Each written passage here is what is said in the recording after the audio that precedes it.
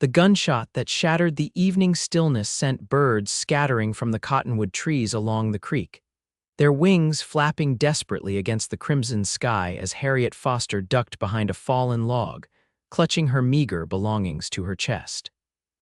Her heart hammered against her ribs as she peered over the rough bark, squinting through the gathering darkness at the distant figures on horseback.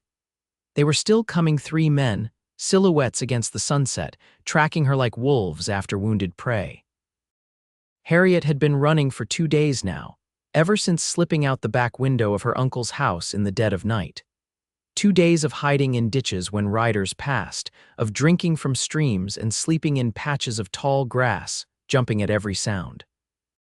Her dark blonde hair had come loose from its pins, and her once fine blue dress was now stained with dirt and sweat. The year was 1875, and for a 20-year-old woman alone in the Wyoming territory, the world was a dangerous place. She knew what would happen if they caught her. Uncle Jeremiah had been explicit about the consequences of refusing to marry Mr. Donovan, his business partner, a man 3 times her age with cold eyes and hands that wandered. A man who had offered to forgive her uncle's substantial debts in exchange for Harriet's hand. "There you are," a rough voice called, much closer than she expected. Harriet bit down on her lip to keep from crying out. The riders had split up. One of them had circled around and was now dismounting barely 20 yards away. She clutched the small kitchen knife she'd stolen from her uncle's house, knowing it would do little good against a man with a gun, but unwilling to be taken without a fight. She crouched lower, praying the growing darkness would hide her. But the crunch of boots on dry leaves came steadily closer. "Miss Foster," the man called, his voice a low drawl that sent shivers down her spine. "Your uncle's mighty worried about you. Be a good girl now and come on out." Harriet knew it for the lie it was. Jeremiah Foster wasn't worried, he was furious. She'd embarrassed him by running, and the price for that would be steep. The footsteps drew nearer and she tensed, ready to run. The crack of a rifle shot split the air, followed by another. The man tracking her cursed and ducked. From somewhere in the darkness came the thunder of hooves, and a voice called out, "Chapman, Jenkins, mount up and clear out." "Who's there?" Her pursuer shouted, drawing his pistol. Another shot rang out, splintering bark from a tree near the man's head. He fired blindly into the darkness, then turned and ran for his horse. Harriet remained frozen, listening to the sound of retreating hoofbeats. Had someone else come for her, or was this merely a different danger? Minutes passed in silence. The night birds began to call again. Slowly she rose to a crouch, preparing to slip away. "They're gone now, madam." The voice came from directly behind her. Harriet whirled, brandishing her small knife, and found herself facing the broad chest of a tall man. She stumbled backward, nearly tripping over the log. "Easy now," he said, raising his hands to show they were empty. "I'm not with them." In the fading light, she could make out a weather-beaten face beneath the brim of a dusty hat. He wore a worn leather vest over a faded blue shirt, and there was a star-shaped badge pinned to his chest. "Who are you?" Harriet demanded, keeping the knife between them. "Name's Everett Holt, Deputy U.S. Marshal," he gestured to the badge. "And you'd be Harriet Foster, I reckon." Her eyes widened. "How do you 3 men tearing across the territory chasing a lone woman tends to draw attention?" "Station master in Cottonwood Springs mentioned your uncle was offering a reward for your safe return." His expression remained neutral, but his eyes were kind.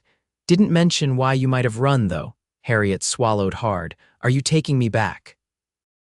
Marshal Holt studied her for a long moment. "That depends. Did you break any laws I should know about?" "No, I just—" She hesitated, uncertain how much to reveal. "You just don't want to marry whoever your uncle picked out," he finished for her. Harriet's shoulders sagged. "Mr. Donovan is 53 years old. He's already buried 2 wives." The marshal nodded slowly. "Well, last I checked, refusing marriage isn't a crime in Wyoming territory." He glanced in the direction the riders had gone. "But those men aren't likely to give up. Where were you headed?" "My cousin lives in Denver," Harriet said. "I thought if I could reach her." "Denver's still a good 100 miles south," Holt said, "and there's rough country between here and there."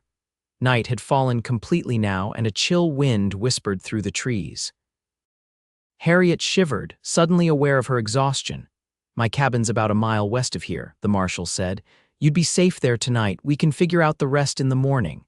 Harriet hesitated, gripping her knife tighter. How do I know I can trust you? A faint smile crossed his face.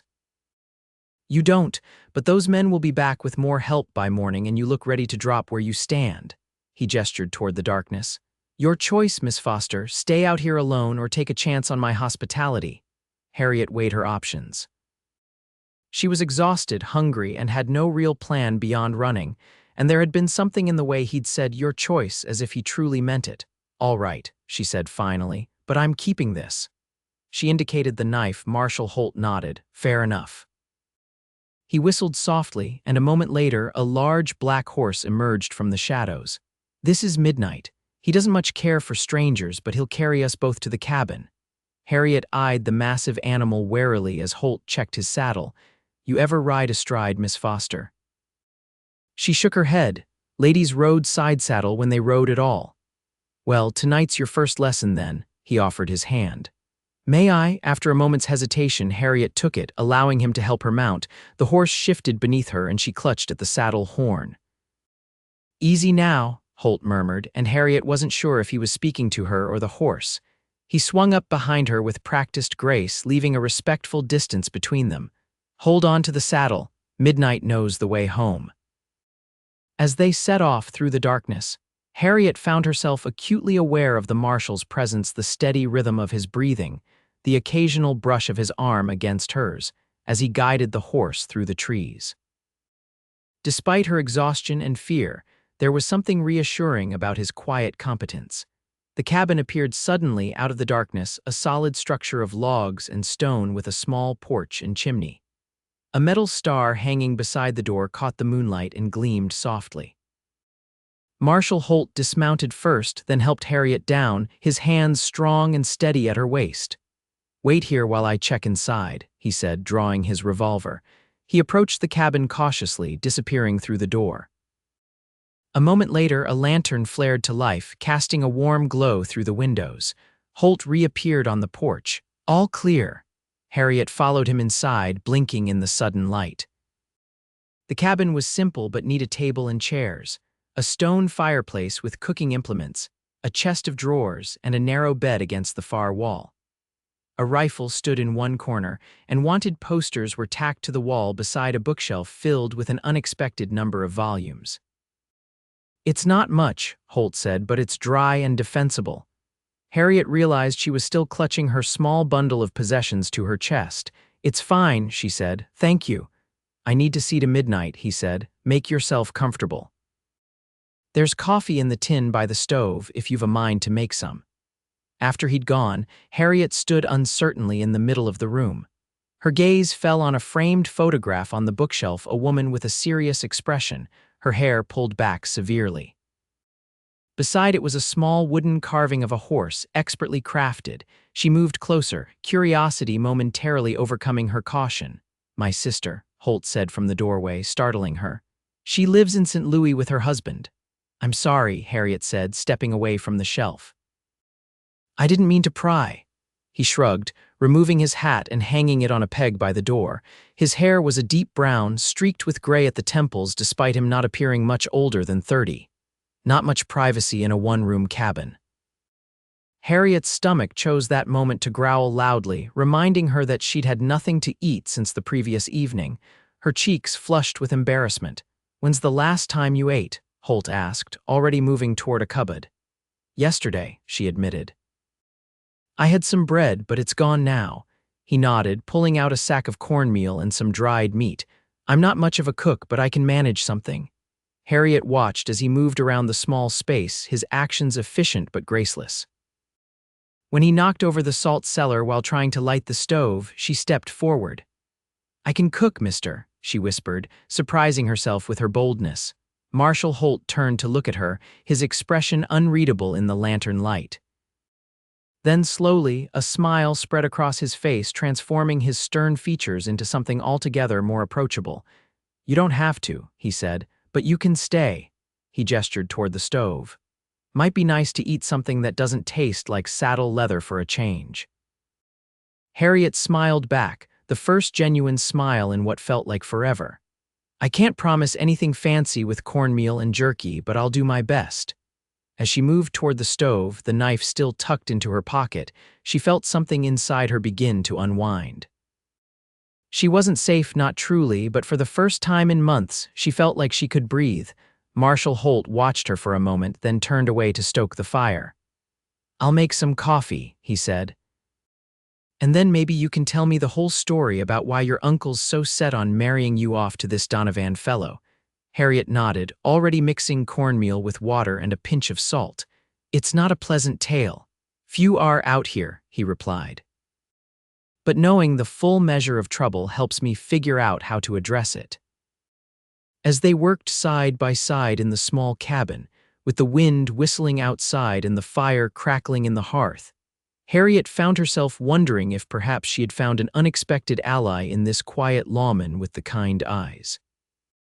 By the time the simple meal was ready, cornmeal cakes with bits of rehydrated jerky mixed in, and strong black coffee, Harriet had told Marshal Holt the entire story. How her parents had died of fever 3 years ago, leaving her in the care of her father's brother. How Uncle Jeremiah had at first seemed kind, but gradually revealed himself to be a gambler and a drunk who viewed her as a burden. How he'd lost increasingly large sums to Edgar Donovan, who had eventually suggested wiping the slate clean in exchange for Harriet's hand in marriage. "The day I left, I overheard them discussing it," she said, staring into her coffee cup. "Donovan said he'd always admired my figure, and that Uncle Jeremiah was getting the better end of the bargain." Holt's jaw tightened, but he said nothing, allowing her to continue. "Uncle announced the engagement at dinner that night, said the wedding would be in 3 days' time." She looked up, meeting the marshal's eyes. "I couldn't do it, so I waited until they were asleep, took what little money I could find, and left." "And now they're hunting you," Holt said, his voice flat. Harriet nodded. "Donovan won't want to lose face, and Uncle Jeremiah, he doesn't like being defied."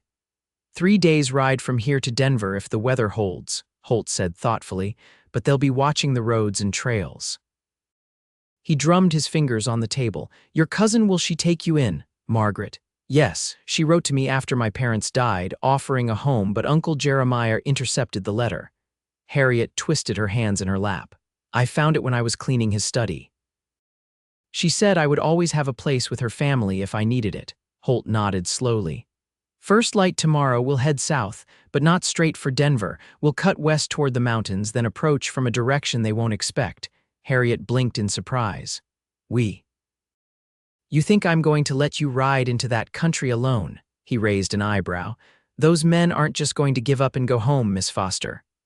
"But what about your duties as marshal?" He gestured toward the wanted posters on the wall. "Currently tracking a gang that's been robbing stagecoaches between here and Cheyenne.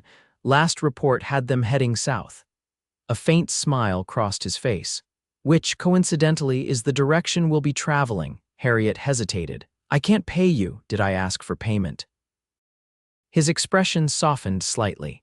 "Look, I became a lawman to protect people. Sometimes that means hunting down outlaws. Sometimes it means making sure a young woman isn't forced into marriage against her will. You truly believe a woman should have that choice?" "Wyoming's been letting women vote for 5 years now," Holt replied. "Seems to me choosing who to marry is at least as important as choosing who makes the laws." Harriet studied him, trying to reconcile this man with her experience of the other men in her life, her uncle with his casual cruelty, Donovan with his greedy eyes, even her father, who, though kind, had always treated her as something delicate and not quite capable. "Thank you," she said finally. He nodded once, then rose to clear the plates. "You take the bed, I'll sleep by the fire." "I couldn't possibly. You could and you will," he said firmly. "You've been sleeping rough for 2 days. I do it regularly." Too exhausted to argue further, Harriet accepted the arrangement. As she settled onto the narrow bed, pulling the rough woolen blanket around her shoulders, she found herself studying Marshal Holt's profile as he sat cleaning his revolver by the fire. There was a steadiness to him that she found deeply reassuring. Despite her fears, sleep claimed her quickly. Harriet woke to the smell of coffee and the sound of low voices. For a moment, panic seized her had they been found, but then she recognized Marshal Holt's deep tones. She sat up, pushing her tangled hair from her face. Holt was standing by the door speaking with an older man in a battered hat. They both turned at her movement. "Miss Foster," Holt said, "this is Tom Black Elk. He brings news." The older man nodded respectfully to her. His weathered face spoke of years in the sun, and his eyes held the wisdom of someone who had seen much of life's hardships. "The men who chase you have hired more hunters," Black Elk said without preamble. 6 riders were asking questions in Cottonwood Springs at dawn. They offer $50 to anyone who brings information about a blonde woman traveling alone. Harriet's blood ran cold. $50 was more than most ranch hands made in a month. "Thank you for the warning," Holt said, pressing something into the older man's hand. "You've risked enough coming here." Black Elk pocketed whatever Holt had given him. "I owed you," he said simply. "Now we are even." He glanced at Harriet.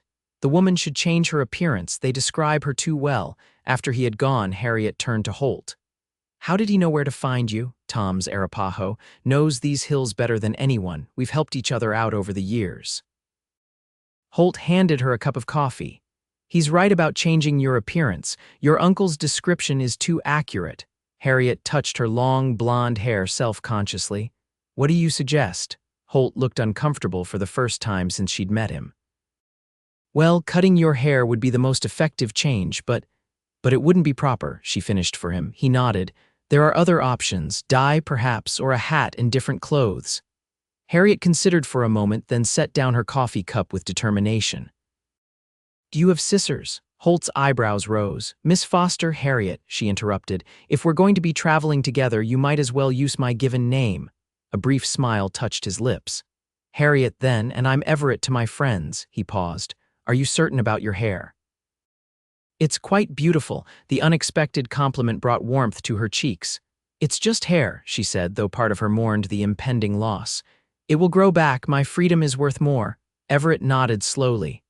"I have shears in that drawer," he said, pointing. "Used for trimming Midnight's mane sometimes."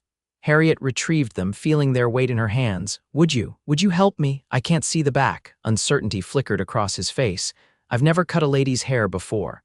"Well, I've never cut my own, so we're evenly matched." She handed him the shears and sat down on the room's only chair. "Nothing fancy, just short enough that I might pass for a boy at a distance."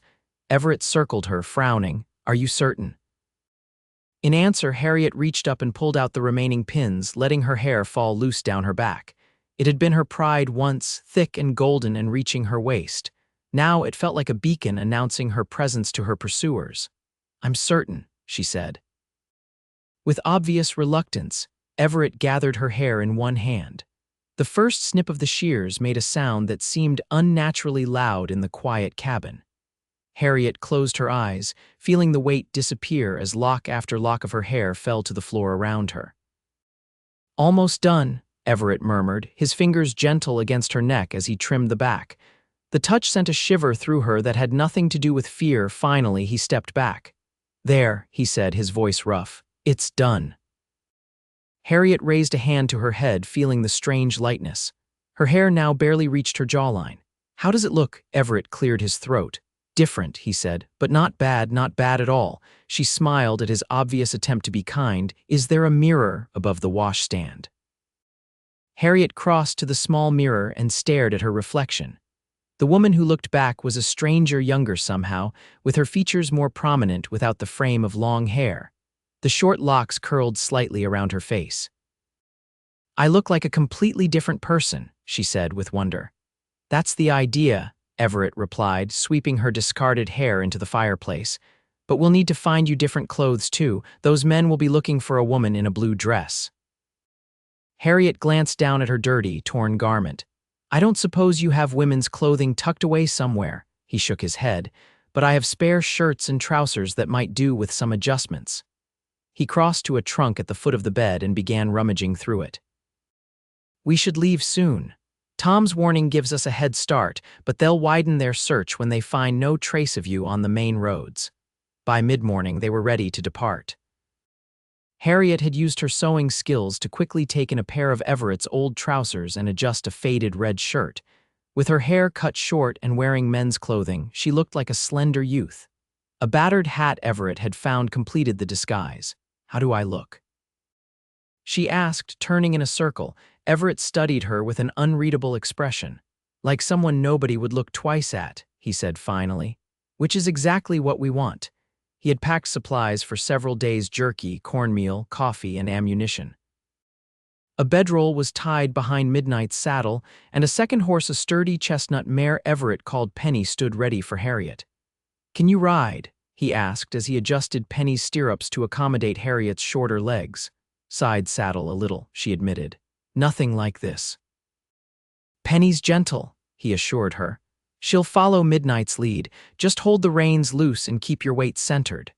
Harriet nodded, trying to hide her nervousness. The mare was nowhere near as imposing as Midnight, but she was still a large animal. "One more thing," Everett said, handing her a small revolver. "It's loaded, 5 shots." Harriet took the weapon gingerly. "I've never fired a gun." "Hopefully you won't need to," he said, "but if we get separated, point it at the center of whoever's threatening you and pull the trigger. At close range, you won't miss." The weight of the revolver in her hand made their situation suddenly more real.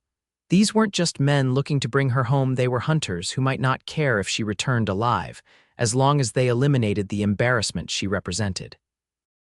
With Everett's help, she mounted Penny, adjusting to the strange feeling of sitting astride. He showed her how to hold the reins, then swung up onto Midnight with practiced ease. "Ready?" he asked. Harriet nodded, squaring her shoulders. "Ready." They rode west from the cabin, following a narrow trail that wound through stands of pine and aspen. The day was clear and cool, with high clouds drifting across the blue sky. Under different circumstances, Harriet might have enjoyed the scenery: the majestic mountains rising to the west, the golden leaves of the aspens shimmering in the breeze. Everett set a steady pace, occasionally glancing back to ensure she was managing. Harriet found that riding astride was easier than she'd expected, though her muscles soon began to protest the unfamiliar activity. "We'll stop at midday," Everett called over his shoulder. "Give the horses a rest." As they rode, Harriet found herself studying her companion. In the daylight, she could see the fine lines at the corners of his eyes, laugh lines, though he didn't seem to smile often. His profile was strong, with a straight nose and firm jaw shadowed with a day's growth of beard. There was a small scar above his right eyebrow, and his hands, when not holding the reins, moved with a kind of contained grace. "How long have you been a marshal?" she asked when they paused at a stream to water the horses. 5 years, he replied, scanning the horizon as he spoke. "Army before that, cavalry." "The war," he nodded. "Enlisted at 17, saw the end of it." His expression closed, suggesting he didn't wish to discuss it further. "And your family, besides your sister in St. Louis?" "Parents are gone. Father was a blacksmith in Illinois. Mother died when I was 14, father a few years later." He glanced at her. "What about you? Besides your uncle and cousin?" "No one," Harriet said. "My mother had a brother in Boston, but we lost touch after he moved west. He might not even be alive anymore." Everett nodded, understanding in his eyes. Loss was a common thread in the territory's disease. Accidents and violence claimed many lives, leaving scattered survivors to forge new connections or live in isolation. They continued their journey, skirting wide around small settlements and ranches.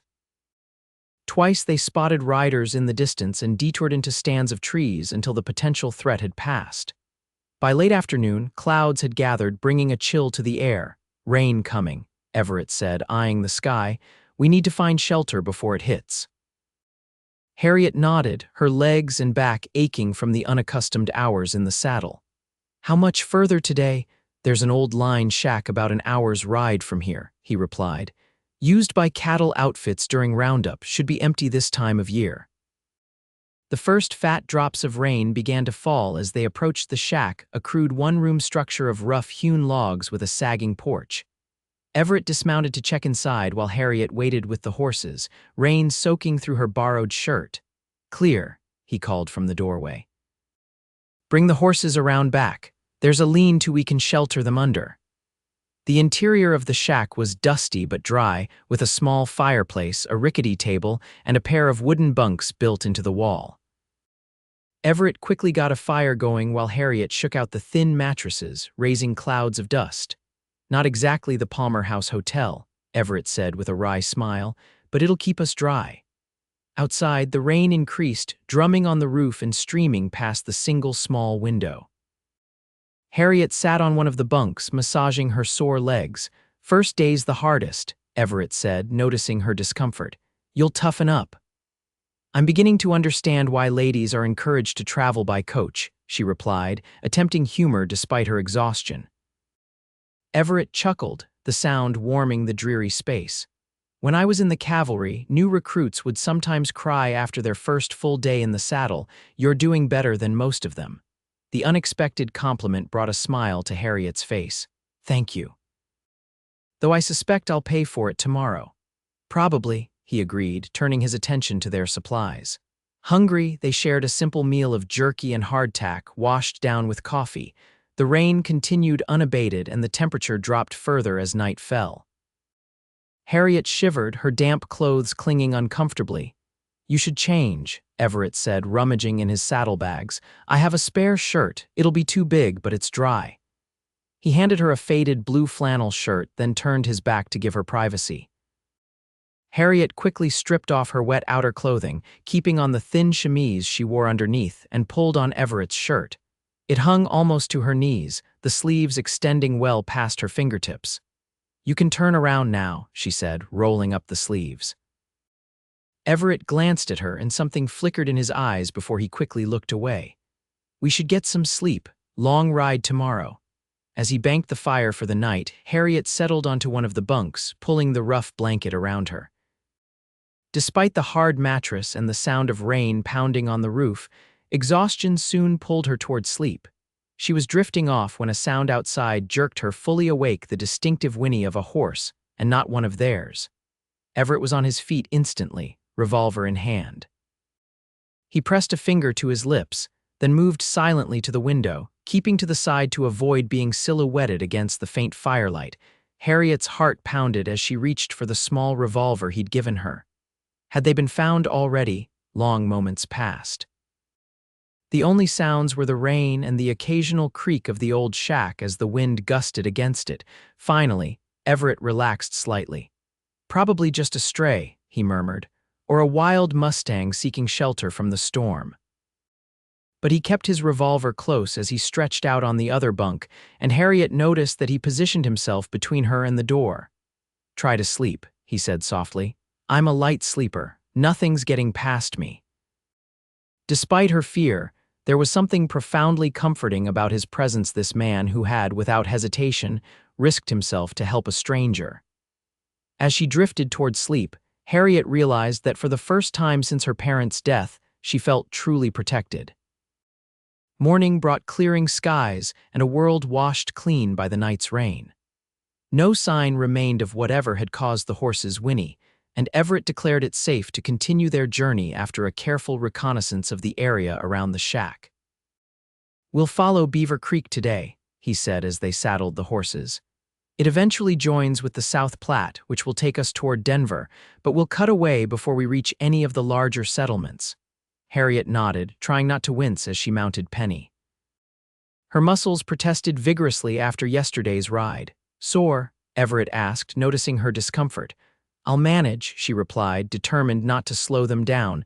He studied her for a moment, then reached into his saddlebag and pulled out a small tin. "Liniment," he explained. "Rub it on tonight. It helps."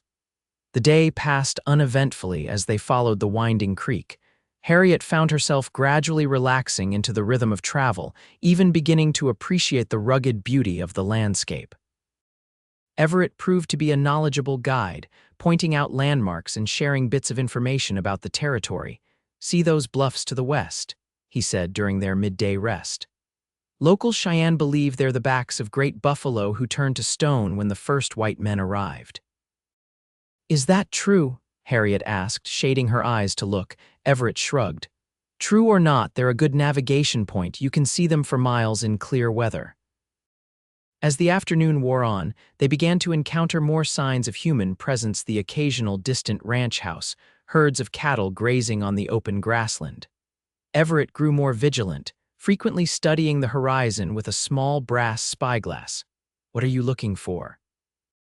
Harriet asked after the third such pause. "Dust," he replied. "Large groups of riders kick it up, so do cattle drives. Either could be a problem for us." He collapsed the spyglass. "So far, so good." They made camp that evening in a sheltered hollow near the creek, concealed from casual observation by a stand of cottonwoods.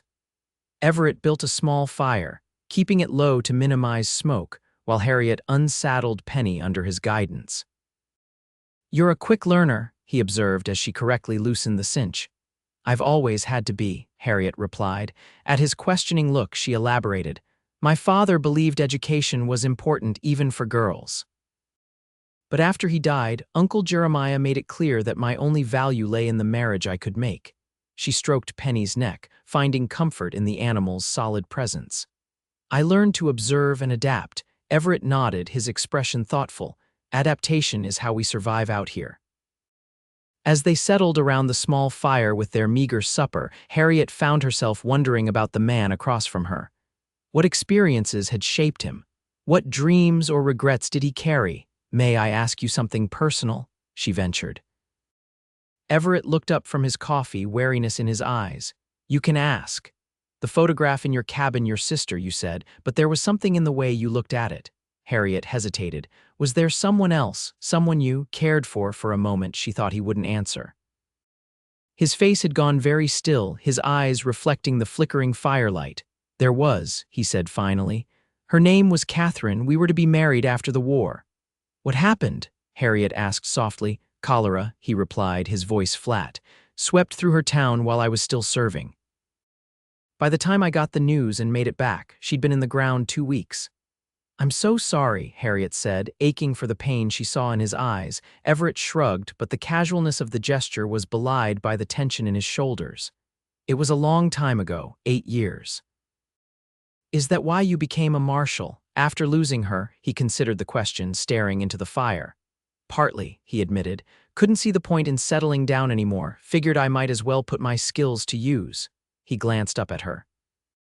"The war taught me how to track, how to shoot, how to survive. Being a marshal seemed a natural fit." "And does it satisfy you, this life?" A faint smile crossed his face. "Asking the big questions tonight, aren't you?" Harriet flushed. "I'm sorry, I don't mean to pry." "No, it's a fair question." He set his coffee cup aside. "There are days when it does, when I bring in someone who's hurt others and know they'll face justice, when I help someone who needs it." His eyes met hers across the fire. "Other days, I wonder what it might have been like to have a home, children. Someone waiting for me to return." The raw honesty of his answer caught Harriet off guard. For a brief moment, she allowed herself to imagine Everett Holt coming home to someone who loved him, hanging his hat by the door, bending to embrace a child, sharing the simple intimacy of a meal with a wife who valued him. The image stirred something unexpected within her. "It's not too late," she said quietly, "for those things." Everett held her gaze for a long moment, something unreadable in his expression. Then he looked away, reaching for a stick to poke at the fire. "We should get some rest," he said. "Dawn comes early." As Harriet settled into her bedroll that night, staring up at stars brilliant in the clear sky, she found herself thinking about choices. Her uncle had tried to rob her of hers. Everett had lost his through tragedy.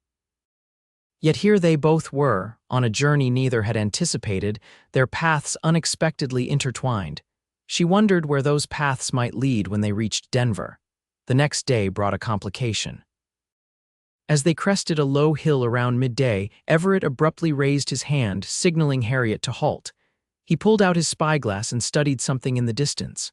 "Problem?" Harriet asked, guiding Penny alongside Midnight. "Cattle drive," Everett replied, still looking through the glass. "Moving south across our path, at least 1,000 head from what I can see." "Is that bad?" He lowered the spyglass, his expression grim. "It means cowboys, a dozen or more, and cowboys talk to each other, share news about anything unusual they've seen." Harriet understood immediately. "Like a U.S. Marshal traveling with a young man who might look like a woman in disguise." "Exactly." Everett tucked the spyglass away. "We have 2 options: wait for them to pass, which could take a day or more, or circle far around to the west." The west would take us into the foothills, Harriet observed, looking toward the mountains that had been their constant companions on the horizon. Rougher country, Everett agreed. Slower going, but less chance of running into people. What do you think we should do? He studied her face. How are you holding up, truthfully?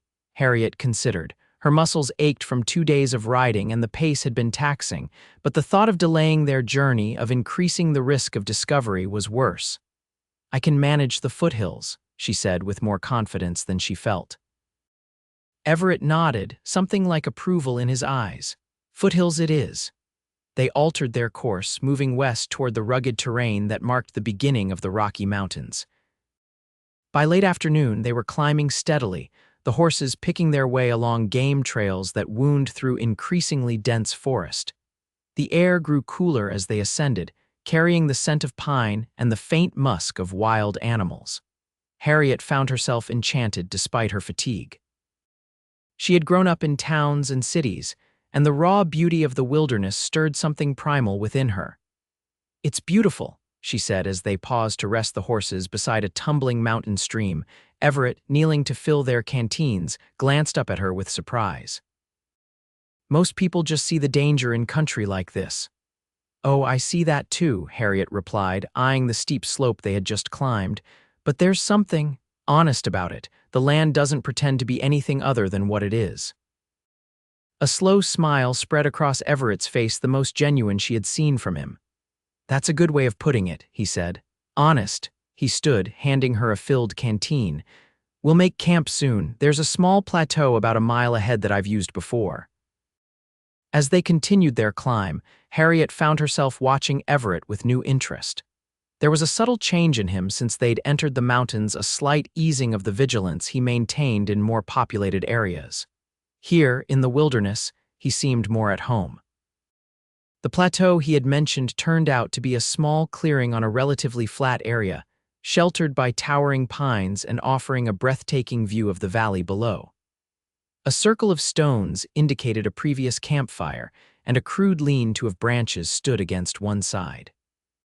You've camped here before, Harriet observed as they dismounted. Everett nodded, already untying his bedroll. It's a good spot, defensible with water nearby.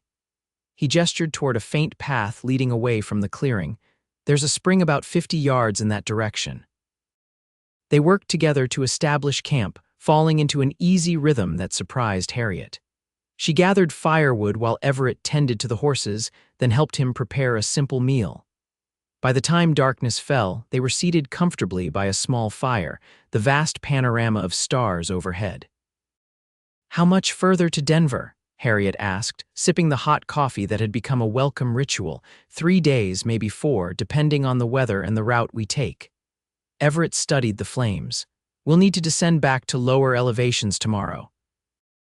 Too rough to continue through the mountains all the way.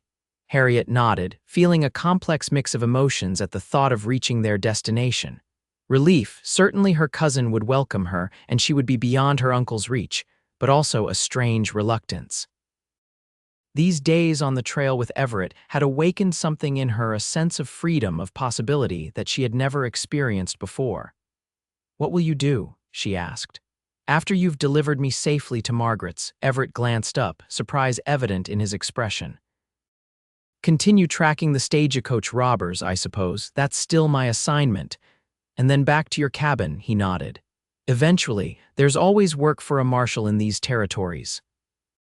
Harriet tried to imagine returning to a conventional life after these days of adventure, wearing proper dresses again, observing social niceties, perhaps eventually marrying some respectable Denver businessman.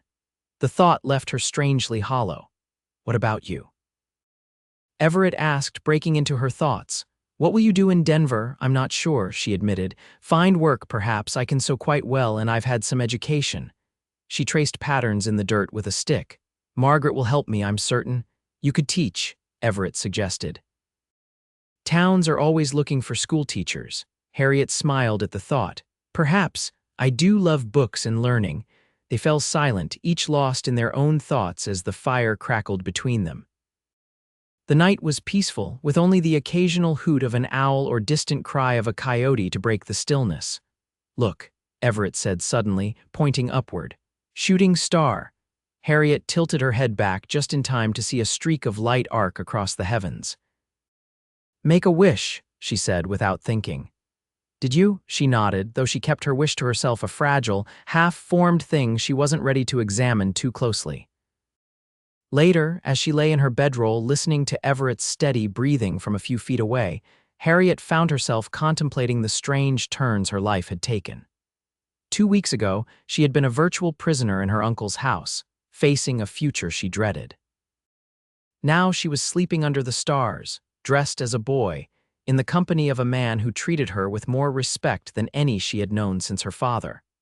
A man who, she was beginning to realize, had awakened feelings she had never experienced before. Morning came with a magnificent sunrise that painted the eastern sky in shades of gold and rose. Harriet woke to find Everett already up, tending the horses. He nodded a greeting as she emerged from her bedroll, his expression unreadable in the early light. Sleep well. He asked, tightening Midnight's cinch. Better than I expected, she replied, stretching the stiffness from her limbs. The air is different up here, cleaner somehow. Everett nodded. Less time for man to spoil it. They broke camp efficiently and began their descent, following a different trail than the one they had climbed. The going was steeper in places, requiring their full attention to navigate safely. By midday, they had reached lower elevations where aspen and cottonwood replaced the towering pines of the higher slopes. We'll cross the South Platte tomorrow, Everett said as they paused to rest the horses. From there, it's about a day and a half to Denver if we push it. Harriet nodded, trying to ignore the pang she felt at the thought of their journey ending. You've been very kind, Everett, she said suddenly. I don't know how I'll ever repay you. He looked uncomfortable at her gratitude. No need for repayment, just doing my job. Is it really? Your job to escort runaway brides across the territory, a faint smile touched his lips. Well, maybe not officially, but protecting citizens falls under my jurisdiction. Still, Harriet insisted, I am grateful. Not many men would have helped as you have. Everett shrugged, clearly uneasy with her praise. We should keep moving. I'd like to reach Coleman's Creek by nightfall. They remounted and continued their descent, the terrain gradually flattening as they approached the valley floor. The sun was low in the west when Everett suddenly raised his hand, signaling a halt. What is it? Harriet asked, tensing at his alert posture. He pointed silently ahead. Through the trees, Harriet could make out what appeared to be the remains of a campfire still smoldering. Someone's been here recently, Everett said, his voice low. Very recently. He dismounted, handing Midnight's reins to Harriet. Stay here with the horses, I'm going to have a look. Be careful, she whispered, suddenly afraid. Everett nodded, drawing his revolver before moving silently toward the campsite. Harriet watched him disappear among the trees, her heart pounding in her chest. Minutes stretched painfully as she waited, straining to hear any sound that might indicate danger. Finally, Everett reappeared, his expression grim. 3 men, he said. Left in a hurry probably less than an hour ago. Looking for me, can't be sure, he admitted, but they left tracks heading east toward Denver. He studied the darkening sky. We need to change course again. Head southeast instead of due east. Will that take us to Denver, eventually? But it'll add at least a day to our journey, he glanced at her. I'm sorry, Harriet shook her head. Better safe than sorry. They pushed on until full dark, making camp in a dense thicket that offered concealment but little comfort. Everett insisted on a cold camp, no fire that might attract attention, which meant a cheerless meal of jerky and hardtack washed down with water. As they prepared their bedrolls, Harriet noticed Everett wincing slightly as he moved. Are you hurt? She asked, concerned. He shook his head. Old wound acts up sometimes, nothing serious. From the war, He didn't elaborate, and Harriet didn't press. Instead, she reached for the tin of liniment he had given her days earlier. Here, she said, offering it to him. You said it helps. Everett looked at the tin, then at her, an unreadable expression crossing his face. Thank you, he said finally, accepting it. Their fingers brushed in the exchange, and Harriet felt a small jolt at the contact.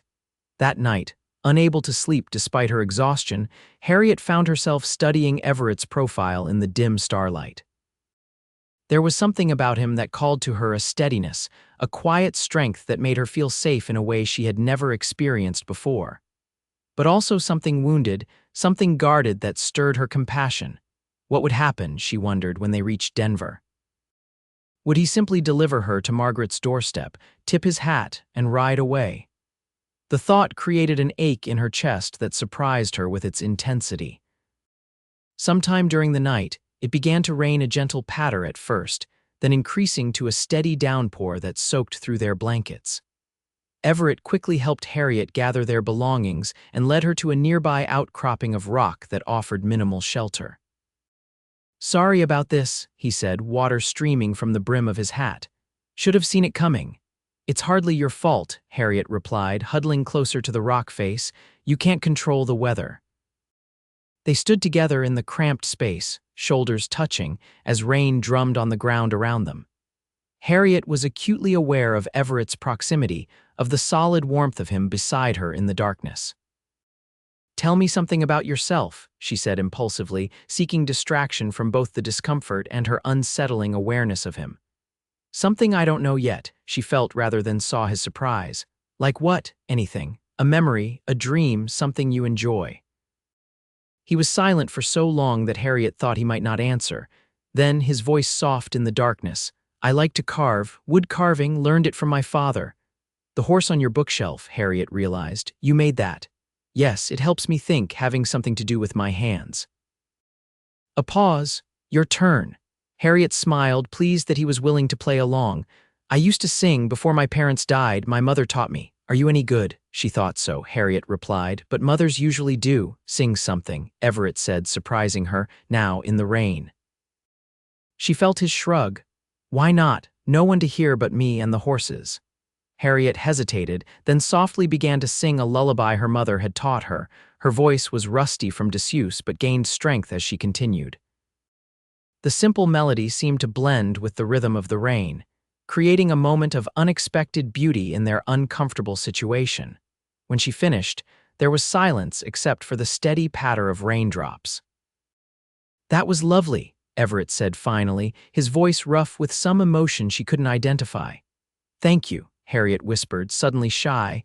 They remained that way until dawn, talking softly in the darkness, sharing fragments of their lives. Harriet learned that Everett had a sweet tooth, that he had once dreamed of being a blacksmith like his father, that he had a gift for languages and could speak passable Spanish and Cheyenne. In turn, she told him about her love of Shakespeare, her childhood dream of traveling to Europe, her secret habit of writing stories that no one ever read. By the time the rain stopped and the first gray light of dawn appeared, Harriet felt as if something fundamental had shifted between them, some barrier lowered, some distance crossed. When Everett helped her to her feet, his touch lingered a moment longer than necessary. "We should get moving," he said, his voice gentle. "Try to dry out as we ride." They traveled southeast that day, across rolling grassland dotted with occasional stands of trees. The weather cleared, bringing warm sunshine that gradually dried their damp clothing. By midday, Harriet's spirits had lifted considerably, despite the delay in their journey. "There's a trading post about 5 miles ahead," Everett said as they crested a small rise. "Lewis runs it. Good man, keeps to himself. We can resupply there. Is it safe?" Harriet asked, adjusting her hat more firmly on her head. "As safe as anywhere," Everett replied. "And we need coffee." He glanced at her with a faint smile. "Unless you want to keep drinking creek water." The trading post turned out to be a sturdy log building with a corral and stable attached. A sign above the door simply read "Lewis Trading" in faded paint. A few horses were tied up outside, suggesting other customers within. "Stay close to me," Everett murmured as they dismounted. "Let me do the talking, and keep your hat low." Harriet nodded, nervously adjusting her disguise. The borrowed clothes hung loosely on her frame, and with her short hair and hat, she hoped she could pass for a young man at casual glance. The interior of the trading post was dimly lit and crowded with merchandise shelves and barrels of supplies, tools hanging from rafters, stacks of furs and blankets. A burly man with a magnificent beard stood behind a rough-hewn counter, deep in conversation with 2 trail-worn cowboys. Everett guided Harriet toward a quieter corner of the store, where they pretended to examine canned goods while the cowboys concluded their business. Harriet kept her head down, heart pounding, acutely aware of how easily her disguise might be penetrated by someone looking closely. Finally, the cowboys departed with a jingle of spurs and Everett approached the counter. "Lewis," he greeted the bearded man, "been a while." "Marshal Holt," Lewis replied, his bushy eyebrows rising in surprise. "Didn't expect to see you this far south." His gaze shifted to Harriet, curious but not suspicious. "Tracking some stagecoach robbers," Everett said easily. "Need to resupply, coffee mainly, some jerky if you've got it. Ammunition for a Colt .45. Lewis nodded, turning to gather the requested items. "Heard about those robberies." "Bad business. Any luck finding the gang?" "Following leads," Everett replied vaguely. "My nephew here is helping me track them, first time in the field." Harriet kept her eyes lowered, hoping her burning cheeks wouldn't give her away. "Good experience for the boy," Lewis commented, measuring coffee beans into a small sack. "Learn from the best, eh?" Everett paid for their supplies, exchanging a few more casual remarks with Lewis about weather and local news. As they turned to leave, the door swung open, admitting 3 men in trail-stained clothing. Harriet froze, recognizing one of them immediately: Jenkins, one of the men who had been tracking her when Everett first found her. Everett's hand closed around her arm, his grip firm. "Keep walking," he murmured, guiding her toward the door. "Don't look up." They were almost past the newcomers when Jenkins glanced their way. Harriet held her breath, keeping her face averted, praying he wouldn't recognize her in her disguise. "Marshal Holt," Jenkins said, surprise evident in his voice. "Didn't expect to see you down this way." Everett paused, his expression neutral. "Jenkins, still riding for the Circle B?" "Yes, sir. Me and the boys are heading back from delivering a herd." Jenkins's gaze shifted to Harriet, curious but not suspicious. "Who's your companion?" "My sister's boy," Everett replied smoothly, "teaching him the ropes." Jenkins nodded, seeming to accept the explanation. "Well, good luck to you both." He moved past them toward the counter. Outside, Harriet released the breath she'd been holding. "That was close," she whispered once they were safely mounting their horses. "Too close," Everett agreed, his expression grim. "We need to move quickly if Jenkins mentions meeting me to anyone asking questions." They rode hard for the rest of the day, following a route that kept them away from established trails. By nightfall, both horses and riders were exhausted, but Everett insisted on continuing until they reached a secluded spot near a small creek. "We'll rest here for a few hours," he said as they dismounted. "Then move on before dawn." Harriet nodded, too tired to argue. As she helped unsaddle the horses, she noticed Everett glancing frequently toward the way they had come, his expression tense. "Do you think they're following us?" she asked. "Not yet," he replied, "but Jenkins might put it together once he hears about a marshal traveling with a young nephew no one's heard of before." He ran a hand through his hair, a gesture Harriet had come to recognize as a sign of worry. "We're still at least a day and a half from Denver, maybe more depending on how careful we need to be." Harriet considered this. "What if we split up?" Everett looked at her sharply. "What do you mean?" "If they're looking for a marshal and his companion, they won't be looking for a woman traveling alone," she said, thinking aloud. "I could continue to Denver while you lead them in another direction." "Absolutely not," Everett said firmly. "It's too dangerous." "I've come this far," Harriet argued, "and I know the way now. With Penny I could." "I said no." His voice was harsher than she'd ever heard it. "I'm not leaving you to fend for yourself." The vehemence of his reaction startled her. "I'm not helpless, Everett." His expression softened slightly. "I know that, but my answer is still no." He turned away, effectively ending the discussion. They ate a cold supper in silence, the easy camaraderie of the previous night replaced by tension. Harriet knew Everett was right. Traveling alone would be dangerous, but his outright dismissal of her suggestion stung. She was no longer the sheltered young woman who had fled her uncle's house. These days on the trail had changed her, strengthened her. As they prepared their bedrolls, Everett finally broke the silence. "I didn't mean to speak harshly," he said, not quite meeting her eyes, "but the thought of you alone out there." He shook his head. "I couldn't live with myself if something happened to you." The simple honesty of his words dissolved Harriet's lingering resentment. "I understand," she said softly, "and I'm sorry for suggesting it. We started this journey together. We'll finish it the same way." His gaze met hers then, something unspoken passing between them. "Get some sleep," he said finally. "I'll take first watch." Despite Everett's insistence that she rest, Harriet found sleep elusive. She lay awake, listening to the night sounds and watching Everett's silhouette as he sat sentinel at the edge of their small camp. There was something profoundly moving about his dedication to her safety, something that stirred emotions she wasn't sure how to name. When he finally woke her for her turn at watch, the eastern sky was just beginning to lighten. "All quiet," he reported, settling onto his bedroll. "Wake me at full light," Harriet nodded, taking his place at the edge of camp. As she watched over his sleeping form, she found herself studying the lines of his face, softened now in repose. In sleep, he looked younger, the habitual wariness erased from his features. She wondered what it would be like to see him truly at peace, without the constant vigilance his life required. The thought brought with it a wave of longing so intense it startled her. Sometime during their journey, Everett Holt had become more than a protector to her. Much more. They broke camp at dawn, continuing southeast toward Denver. The day was clear and warm, with a gentle breeze that carried the scent of sage and wildflowers. Under different circumstances, it might have been a pleasant ride, but Everett's vigilance never wavered. He frequently checked their back trail and twice had them detour to avoid distant riders. By midday, his tension had communicated itself to Harriet, and she found herself jumping at every unexpected sound. "How much further?" she asked during a brief stop to water the horses. "If we push hard, we could reach the outskirts of Denver by tomorrow afternoon," Everett replied, scanning the horizon.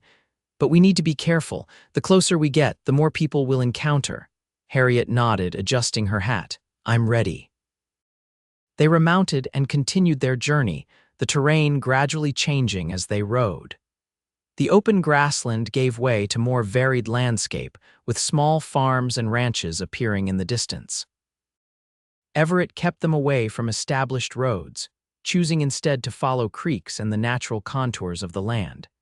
As the sun began its descent toward the western mountains, Harriet noticed Everett becoming increasingly alert, frequently turning in his saddle to study the way they had come. "What is it?" she asked, guiding Penny alongside Midnight. "Dust," he said grimly, pointing to a faint cloud on the horizon behind them. "Riders moving fast." Harriet's heart sank. "Following us? Maybe, maybe not."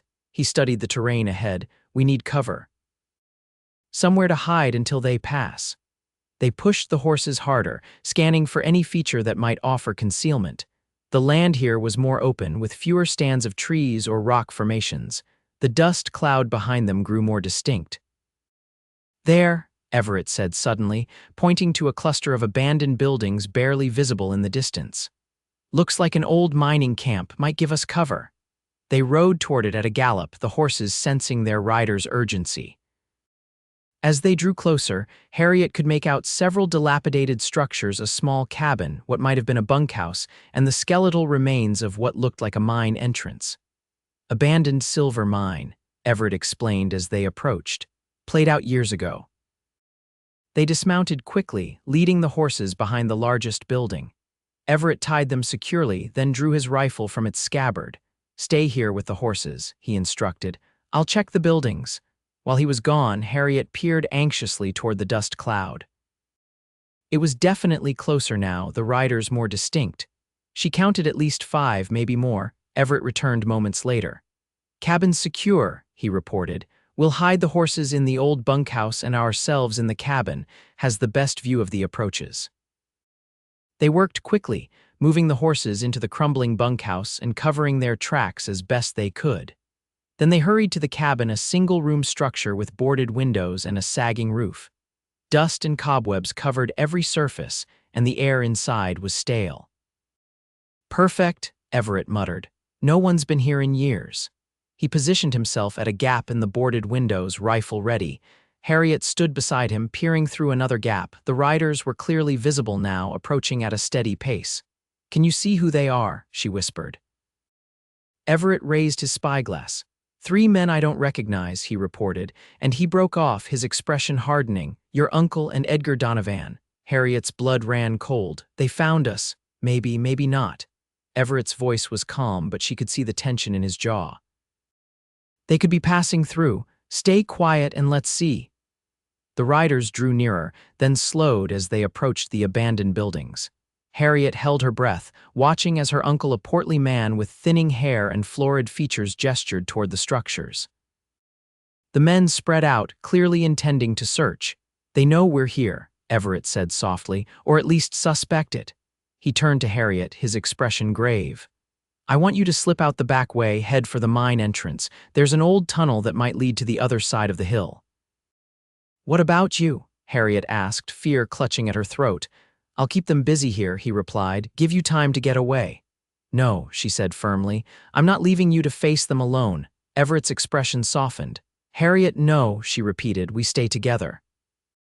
Before he could argue further, a voice called from outside. We know you're in there, Marshal. Come out and bring the girl. Everett's jaw tightened. That's Jenkins. Must have figured out who you were. He moved away from the window, considering their options. Back door, he decided, quietly. We'll try to reach the horses. They crept toward the rear of the cabin, but before they could reach the door, a shot rang out, splintering the wood near Everett's head. He shoved Harriet down as more shots followed. They've got us surrounded, he muttered, returning fire through a gap in the boards. Stay low. Harriet's heart pounded as bullets thudded into the cabin walls. Everett moved from window to window, firing strategically, making each shot count. Marshal Holt. It was her uncle's voice now, pompous even in pursuit. This is none of your concern. The girl is my ward, and she's coming home with me. Your ward is a grown woman who doesn't want to marry your friend Donovan, Everett called back. Walk away, Foster. A different voice answered, colder, more controlled. The lady made a commitment, Marshal. I expect her to honor it. A commitment made under duress isn't binding, Everett replied, reloading his rifle. In case you've forgotten, forcing a woman into marriage is against the law in this territory. A harsh laugh answered him. Laws are for those without the means to circumvent them. The exchange gave Harriet a sudden, desperate idea. The chimney, she whispered to Everett. I might be able to climb it, create a distraction while you get to the horses. Everett looked at her in disbelief. It's too dangerous. No more dangerous than sitting here waiting for them to rush the cabin, she argued. I'm smaller than you, I can fit. He hesitated, clearly torn between the risk to her and the diminishing options they faced. Finally, he nodded. Be careful, he said, his voice rough with emotion. I'll cover you. Harriet crawled to the stone fireplace, peering up the chimney. It was narrow but appeared intact, with enough irregularities in the stonework to provide handholds. Taking a deep breath, she began to climb, bracing herself against the sooty walls. The ascent was harder than she'd anticipated. Twice she nearly lost her grip, sending small cascades of soot and debris down into the fireplace. But determination drove her upward, inch by painful inch, until finally she reached the top. Cautiously, she peered over the edge of the chimney. From this vantage point, she could see the men surrounding the cabin, her uncle and Donovan hanging back, while Jenkins and 2 others maintained their positions with rifles trained on the doors and windows. No one was looking up. Harriet pulled herself completely out of the chimney and crawled across the sagging roof to the edge.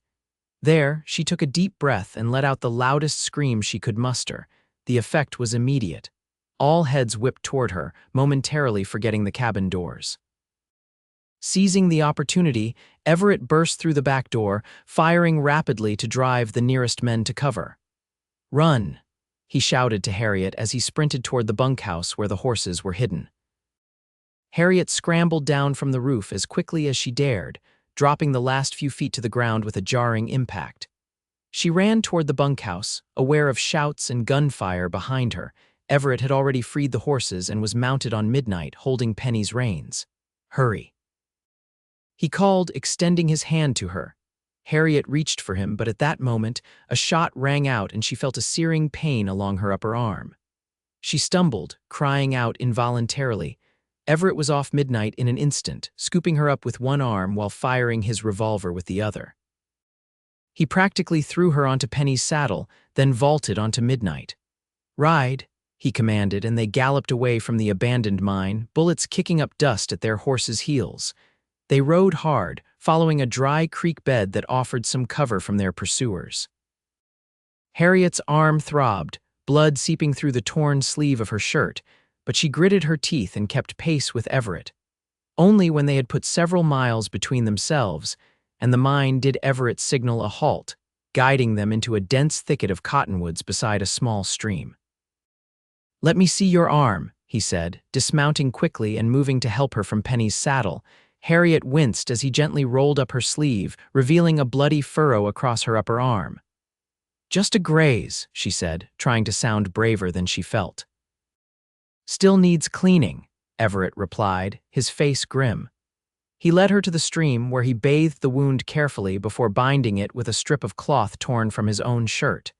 His fingers were gentle against her skin, belying the anger she could see in the tight set of his jaw. "I'm sorry," he said as he secured the makeshift bandage. "I should have protected you better." "You did protect me," Harriet insisted. "We both made it out alive." He looked at her then, something raw and vulnerable in his expression. "When I saw you hit, I thought," he broke off, shaking his head. "Never mind, we need to keep moving, they won't give up easily." But Harriet caught his hand before he could rise. "What did you think, Everett?" For a long moment, he simply looked at her, conflict evident in his eyes. Then, with a gentleness that took her breath away, he raised his free hand to her cheek. "I thought I might lose you," he said softly, "and I realized I couldn't bear that." Harriet's heart seemed to stop, then race ahead. "Why?" she whispered, though she already knew the answer, had known it, perhaps, since that night in the rain when they had shared stories in the darkness. Instead of replying, Everett leaned forward and kissed her a tender, questioning kiss that seemed to ask permission even as it was granted. Harriet responded without hesitation, her uninjured arm coming up to circle his neck. When they finally parted, Everett rested his forehead against hers. "I didn't plan this," he murmured. "Didn't expect to feel this way again, not after Catherine." "I know," Harriet replied, her voice equally soft. "I didn't expect it either." He drew back slightly, studying her face. "We still need to get you to Denver, to safety." And then, a smile gentle, uncertain but real touched his lips. "And then, if you're willing, perhaps we could see what might grow between us." Harriet returned his smile, feeling a lightness in her heart despite the danger still pursuing them. "I'd like that," she said simply. They rested only briefly before continuing their journey, aware that their pursuers wouldn't be far behind. Harriet's arm ached, but the pain was manageable, and the memory of Everett's kiss seemed to give her renewed strength. They rode through the night, following the stars, stopping only when necessary to rest the horses. By dawn, they had put considerable distance between themselves and their pursuers, but Everett remained vigilant. "Denver's less than 20 miles now," he said as they paused to water the horses at a small creek. "We should reach it by afternoon." Harriet nodded, trying to ignore the conflicting emotions the news stirred within her. Safety beckoned, yet reaching Denver would mean the end of their journey together. Despite Everett's words, she couldn't help but wonder what would truly happen once she was delivered to her cousin's doorstep. Would he really stay? Or would duty call him back to his solitary life as a marshal? As if sensing her thoughts, Everett moved to stand beside her at the creek's edge. "Penny for your thoughts," he said quietly. Harriet smiled at the familiar phrase. "I was thinking about Denver," she admitted. "About what happens next." Everett nodded, his expression serious. "Your uncle and Donovan won't give up easily. They'll likely follow us into the city." "I'm not afraid of them," Harriet said, surprising herself with the truth of it. "Not anymore." "No." Everett raised an eyebrow. "Why is that?" She met his gaze steadily. "Because I'm not alone anymore." Something warm flickered in his eyes. He reached out, tucking a strand of her short hair behind her ear. "No," he agreed softly. "You're not." They mounted up and continued their journey, the terrain gradually changing as they approached the city. Small farms gave way to more densely settled areas, and by early afternoon, they could see Denver sprawling ahead of them in the distance. "We should find you more appropriate clothing before we reach your cousin's home," Everett said as they approached the outskirts of the city. A young woman arriving in men's attire might raise questions we'd rather avoid. Harriet glanced down at her borrowed clothes, now dusty and blood-stained. Yes, I suppose you're right. They stopped at a small general store on the edge of town, where Everett purchased a simple dress and shawl for Harriet. The shopkeeper's wife provided a small back room where Harriet could change, exclaiming over her short hair, but asking no questions when Everett introduced her as his sister recovering from a fever. Looking at herself in the cracked mirror after changing, Harriet hardly recognized the woman who stared back at her. The dress was plain but clean, emphasizing her slender figure. Her short hair, once shocking, now seemed to suit her face, giving her an appearance of independence that the old Harriet would never have dared. She emerged from the back room to find Everett waiting, his expression softening as he took in her transformed appearance. Better. She asked, suddenly shy under his gaze. Different, he replied with a faint smile, but still you. They continued into Denver, now looking like any other couple arriving in the city after a journey. Harriet directed them toward the fashionable neighborhood where her cousin lived, based on the address from the intercepted letter. Margaret's home turned out to be a handsome two-story house with a neat garden and wrought iron fence. Harriet hesitated at the gate, suddenly nervous. What if Margaret didn't remember her offer? What if she turned them away? Everett seemed to sense her uncertainty. "I'll be right beside you," he said quietly. Taking a deep breath, Harriet pushed open the gate and walked up the path to the front door. Before she could knock, the door swung open, revealing a woman in her 30s with Harriet's same blonde hair and similar features. "Can I help you?" the woman asked politely. "Margaret," Harriet said, her voice wavering slightly. "It's Harriet Foster, your cousin." Margaret's eyes widened in shock. "Harriet, is it really you?" Her gaze moved from Harriet's face to her short hair, then to Everett standing protectively at her side. "What on earth happened to you?" "It's a rather long story," Harriet admitted. "May we come in?" Margaret stepped aside immediately. "Of course, please, both of you." They were ushered into a comfortable parlor where Margaret rang for tea and listened with increasing horror as Harriet explained everything: her uncle's gambling debts, Donovan's proposal, her flight, and Everett's intervention. "That dreadful man," Margaret exclaimed when Harriet had finished. "I always knew Jeremiah was selfish, but to try to marry you off to pay his debts, it's unconscionable." She turned to Everett, gratitude in her eyes. "Marshal Holt, I cannot thank you enough for protecting my cousin." Everett shifted uncomfortably under her praise. "Just doing what was right, madam. Nevertheless, you have my deepest thanks." Margaret turned back to Harriet. "You will stay here, of course, for as long as you wish. This is your home now." Tears sprang to Harriet's eyes at her cousin's immediate acceptance. "Thank you, Margaret. I was hoping you might still remember your offer." "Of course I do. I've written to you several times over the years, but never received a reply. Now I understand why." Margaret's expression hardened. "If Jeremiah shows his face in Denver, he'll regret it. My husband is quite influential in the city council." As they spoke, Harriet was acutely aware of Everett's silence. He sat slightly apart from them, his expression neutral, but she could sense his withdrawal.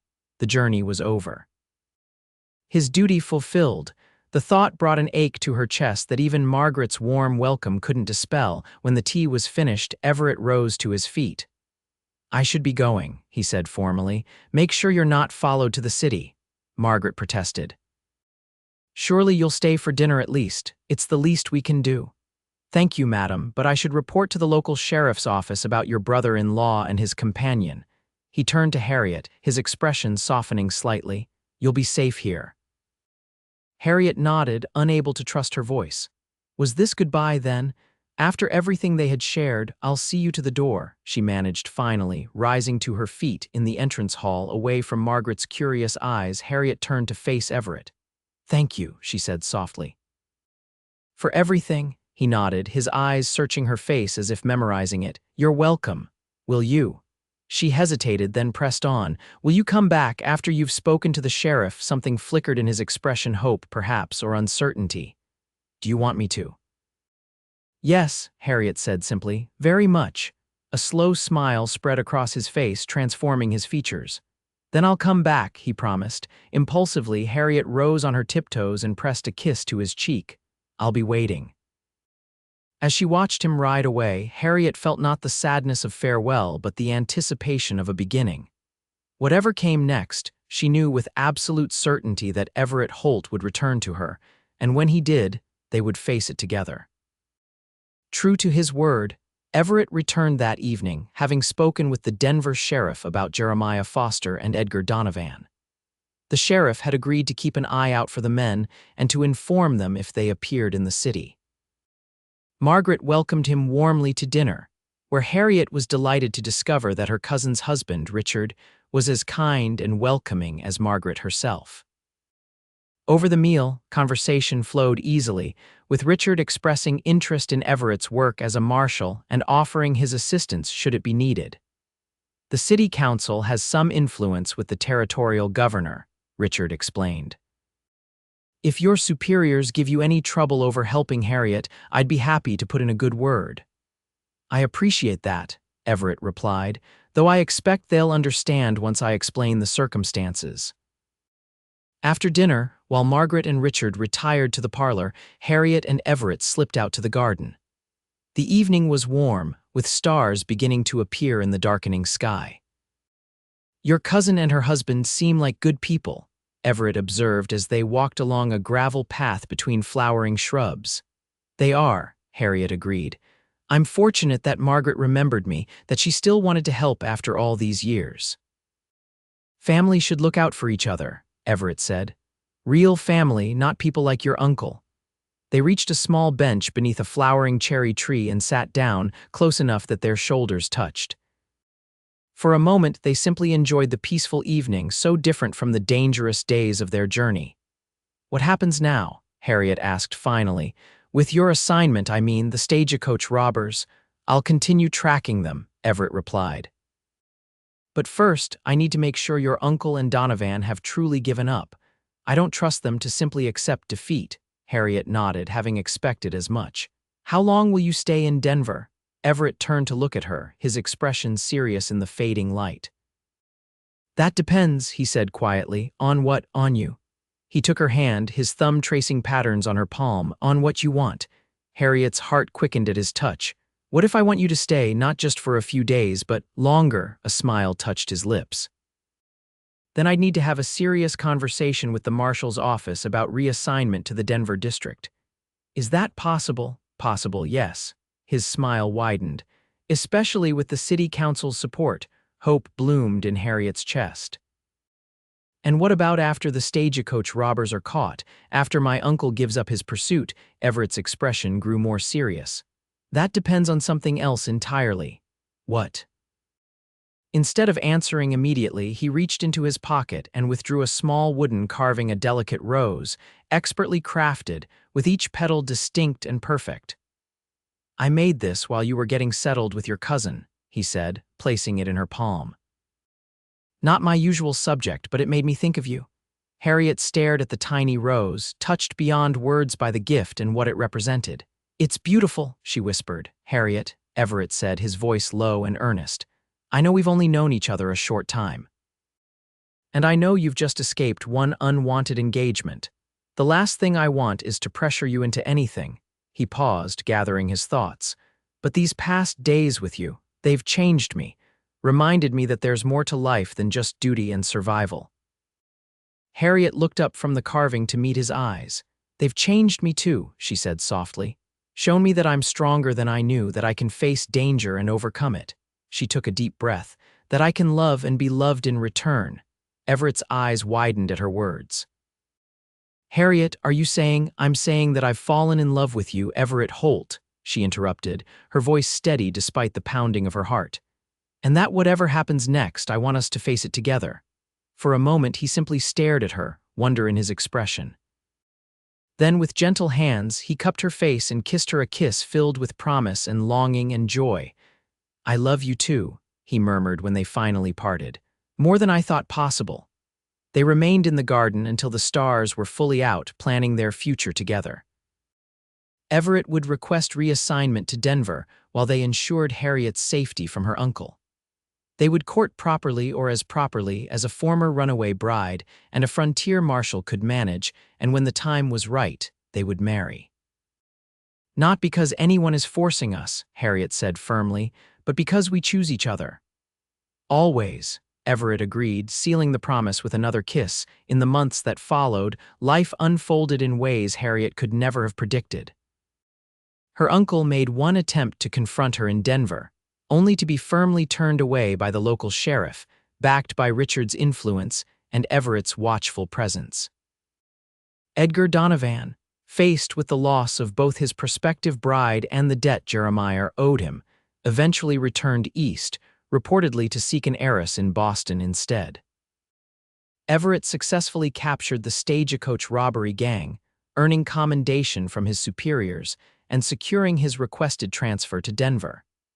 He took rooms not far from Margaret and Richard's home, calling on Harriet nearly every day when not required for his duties. Harriet herself flourished in Denver. With Margaret's encouragement, she began teaching at a small school for girls, finding joy in sharing her love of literature and history with eager young minds. Her hair grew out somewhat, though she kept it shorter than fashion dictated, preferring the freedom and simplicity of the style. As autumn painted the mountains in golds and reds, Everett took Harriet riding outside the city, returning to the kind of open country where they had first come to know each other. There, beside a clear mountain stream with aspen leaves shimmering overhead, he knelt and formally asked for her hand in marriage. "Not because you need my protection," he said, holding out a simple gold ring, "but because I love you and want to build a life with you." Harriet's answer was an emphatic yes. They were married in December, in a small ceremony at Margaret and Richard's home. Harriet wore a gown of deep blue instead of traditional white, a choice that raised some eyebrows but felt right to her. Everett, resplendent in a new suit, couldn't take his eyes off her as she walked toward him. "I never thought I'd be this happy again," he whispered as they exchanged vows. "Nor I," Harriet replied, her heart full to bursting. Their first home together was a small but comfortable house on the outskirts of Denver, close enough to the city for convenience, but with open country nearby for riding. Everett continued his work as a marshal, though with less dangerous assignments now that he had a wife waiting for his return. Harriet divided her time between teaching and creating a warm, welcoming home, one very different from the cold, oppressive atmosphere of her uncle's house. In the spring, they planted a garden together, with special care given to a bush of wild roses similar to the one Everett had carved for her that night in Margaret's garden. And when summer came again, bringing the anniversary of their first meeting, they celebrated by retracing part of their original journey, this time without pursuers at their heels. "Do you ever regret it?" Everett asked as they camped beside a familiar creek. "Running away that night?" "All the danger you faced," Harriet shook her head, smiling at her husband across the small campfire. "Never, it led me to you." In the years that followed, their family grew first with the arrival of their daughter Catherine, named for the woman Everett had loved and lost, and later with twins, a boy and girl they called Thomas and Elizabeth. Their home expanded too, as did their circle of friends and the respect they commanded in the community. Everett eventually left the Marshal Service to become Denver's chief of police, a position that kept him closer to home and allowed him more time with his family. Harriet continued teaching until their children were born, then channeled her love of stories into writing first articles for the local newspaper, then eventually novels about the frontier that found an eager audience back east. And on quiet evenings, when the children were asleep and they had the night to themselves, they would sometimes sit on their porch and gaze at the stars, remembering that fateful night when a desperate young woman had whispered, "I can cook, mister," and a lonely lawman had replied, "You don't have to, but you can stay." Two simple sentences that had changed their lives forever. In time, the story became family legend told and retold to their children and eventually their grandchildren. How Harriet had fled an unwanted marriage and found true love on the dangerous frontier. How Everett had rescued her only to discover that she had, in her way, rescued him as well from a life of solitude and duty without joy. "The best decision I ever made," Everett would say, his eyes still holding the same warmth when he looked at Harriet, even after decades together. Which one? Their grandchildren would ask, letting her stay, he would reply, reaching for Harriet's hand. Letting her into my life, into my heart. And Harriet, her hand in his, would smile and add, and the best decision I ever made was trusting him. Trusting that there was a man in this world who would value my choices, my freedom, my love. Together, they had built a life neither could have imagined that night beside a creek in the wilderness. A life of love and family, of challenges overcome and joys shared. A life that had begun with danger and desperation, but blossomed into something beautiful and enduring. A love story written across the wild frontier of Wyoming territory, as vast and true as the land itself.